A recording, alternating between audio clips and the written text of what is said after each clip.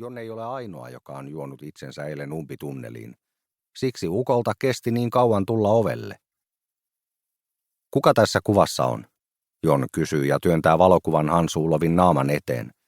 Mies perääntyy askeleen ja katsoo kuvaa punareunaisia silmiään siristellen.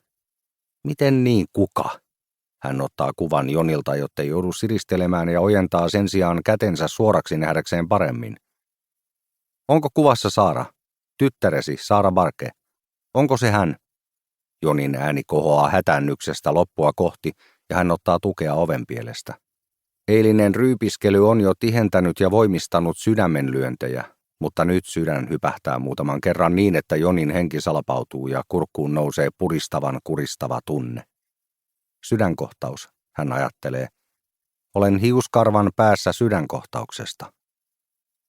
Hän yskii ja pamauttaa rintaa nyrkillään, kuin pystyisi sillä tavalla takomaan järkeä kaikkeen sisällään. Hansulov on puolestaan kadonnut olohuoneeseen. Hetken kuluttua mies on taas eteisessä, bensa-asemalta ostetut lukulasit nenällään.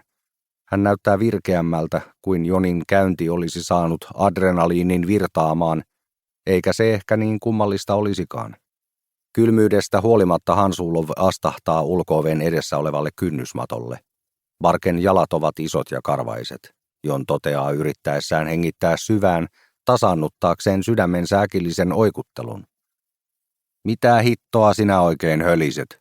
Barke kysyy pideltyään kuvaa päivänvalossa ja tutkittuaan sitä tarkasti. Eräs henkilö, Jon huohottaa. Hän vetää todella syvään henkeä, irrottaa otteensa ovenpielestä ja oikaisee selkänsä. Eräs Saaran tuntenut henkilö sanoi eilen, ettei kuvassa ole Saara. Hän katselee Barkea tarkkaan, mutta Barke vain nauraa keheästi ja antaa kuvan takaisin. Totta kai se on Saara. Jonia pyörryttää toisen kerran, kun kiitollisuuden ja helpotuksen aalto hyökyy hänen lävitseen. Kuten hän arvelikin. Kuten hän siis on arvellut koko ajan. Maailma ei ole nytkähtänyt kokonaan radaltaan. Oletko aivan varma?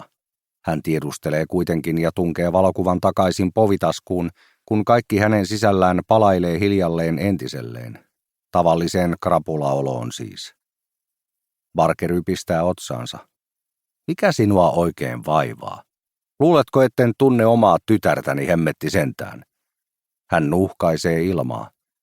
Oletko ryypännyt? Miten ironista, Jon ajattelee, että tuo kännikala kysyy sitä minulta.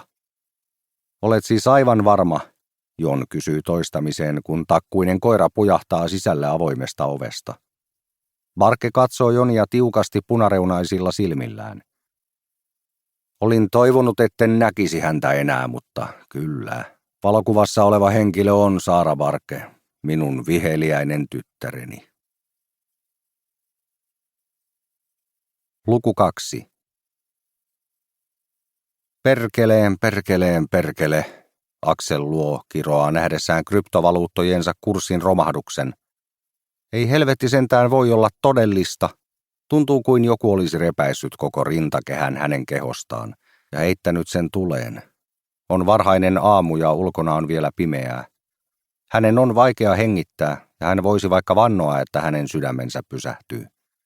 Käyrät näyttävät, miten kaikki sijoitukset ovat syöksykierteessä. Hän tietää, että suunta muuttuu lopulta, mutta juuri nyt tilanne näyttää synkältä. Sota Ukrainassa, inflaatio ja pimeä laina työntävät veitsen hänen selkäänsä, kerta toisensa jälkeen. Aika näet on juuri se, mitä hänellä ei ole. Hän ei voi myydä virtuaalivaluuttojaan, koska silloin hän menettäisi 300 000.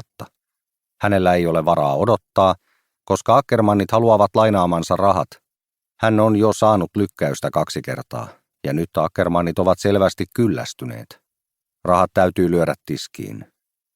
Akselin jalka naputtaa stressaantuneesti pöydän alla. Talon työhuoneessa ei pala valo, ja selekkaihtimet ovat ikkunan edessä. Vain näytön sinertävä valo hohtaa Akselin kasvoille, ja kun hän nostaa katseensa, hän näkee kuvansa ikkunaruudusta. Hän näyttää kalpealta.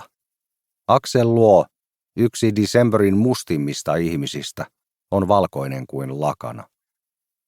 Hän tietää myyneensä sielunsa Ackermanneille ja katuu sitä joka päivä, mutta hän yritti epätoivoisesti.